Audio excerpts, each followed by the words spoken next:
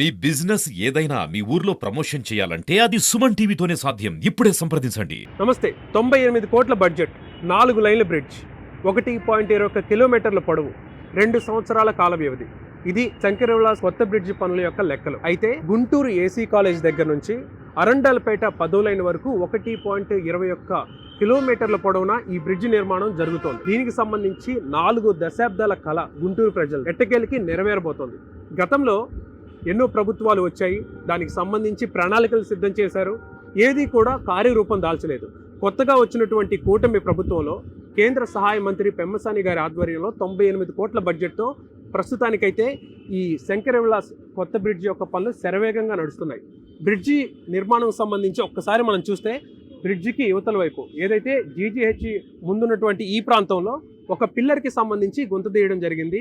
5 మీటర్ల లోతు గుంత తీసి అక్కడ ఒక పెద్ద పిల్లర్ రాబోతుంది. పిల్లర్ నెంబర్ 1గా మనం అది చూడొచ్చు. దాని పక్కనే మరో పిల్లర్ రాబోతుంది. ఆ తర్వాత బ్రిడ్జికి అవతల వైపు బ్రాడీపేట అరండాలపేట మధ్యలో ఉన్నటువంటి ఆ మెయిన్ రోడ్డు మీద మరో 2 పిల్లర్లు రాబోతున్నాయి. అటు ఇటు పిల్లర్లు వేసిన తర్వాత మరికొద్ది రోజుల్లో ఇప్పుడు మనం చూస్తున్నటువంటి ఆ బ్రిడ్జ్ డిస్మాంటిల్ చేయబోతున్నారు. ఆ బ్రిడ్జి పూర్తిగా కూల్చి దాని మీద 4 లైన్లు వెడల్పున్నటువంటి మరో కొత్త బ్రిడ్జి రాబోతుంది. దాదాపు ఇప్పుడు ఉన్నటువంటి బ్రిడ్జికి మించి కాస్త ఒక 10 మీటర్ల హైట్ ఉండొచ్చు. ఇప్పుడున్నటువంటి బ్రిడ్జికి సంబంధించి కొంచెం హైట్ ఉంటుంది రాబోయే కొత్త బ్రిడ్జి. సో ఇది శంకరవిలాస్కి కొత్త బ్రిడ్జికి సంబంధించి ప్రస్తుతం జరుగుతున్నటువంటి పనులు. మరిన్ని అప్డేట్స్ శంకరవిలాస్ బ్రిడ్జికి సంబంధించి ఫర్దర్గా రాబోతున్నాయి. అయితే ప్రస్తుతానికి ఉన్నటువంటి ఈ ట్రాఫిక్ ఆంక్షలు ఒక్కసారి చూస్తే అమరావతి రోడ్డు నుంచి ఎంటీబీ సెంటర్ అంటే రమేష్ హాస్పిటల్ కూడల్ని మనం ఎంటీబీ సెంటర్ అంటాం. అటువైపుగా వెళ్లే heavy vehicles chillies point inner ring road ద్వారా ప్రయాణించాలి. ఇక ఎంటీబీ సెంటర్ నుంచి లార్జ్ సెంటర్ వెళ్లే heavy vehicles Ramesh hospital Kankaragunta flyover మార్గం వినియోగించాలి.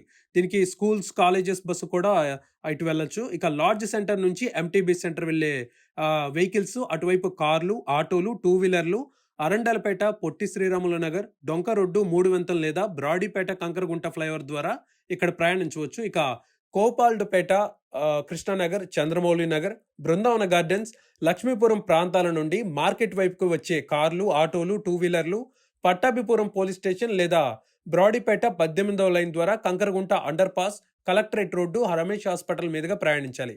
ఇక 3 వంతెనల నుంచి జీజీహెచ్ వెళ్లేవారు నార్త్ సెంటర్ పల్లవి థియేటర్ మార్గాన్ని అనుసరించాలి. ఇక పట్టాభిపురం నుంచి జీజీహెచ్ వెళ్లేవారు Kankaragunta flyover, medical college, Shankar Vilas under pass మార్గం వినియోగించాలి. ఇక్కడ జీజీహెచ్కి వెళ్ళడానికి చాలా మంది పేషెంట్స్ ఇటు వెళ్తూ ఉంటారు. వాళ్ళకి ఆ ట్రాఫిక్లో గనక ఇరుక్కుంటే గనక చాలా పెద్ద ప్రమాదం జరిగే అవకాశం ఉంది. అయితే ఇక్కడ జీజీహెచ్కి మెయిన్ గేట్ నుంచి కాకుండా ఈ రైల్వే స్టేషన్ ఆపోజిట్ ఇంకో గేట్ ఓపెన్ చేశారు. అక్కడ నుంచి వెళ్తే కాస్త త్వరగా వెళ్ళే అవకాశం ఉంది. ఇకపోతే ఎంటీబీ సెంటర్ నుంచి లార్జ్ సెంటర్ వరకు వచ్చే కార్లు, ఆటోలు, 2 వీలర్లు శంకర్ విలాస్ ఫ్లైఓవర్ వరకు ప్రయాణించవచ్చు. ఇదైతే కొద్ది రోజుల వరకే ఉంటుంది. ప్రస్తుతానికి ఆ ఫ్లైఓవర్ మీద 2 వీలర్స్, 4 వీలర్స్ మాత్రం అలౌ చేస్తున్నారు.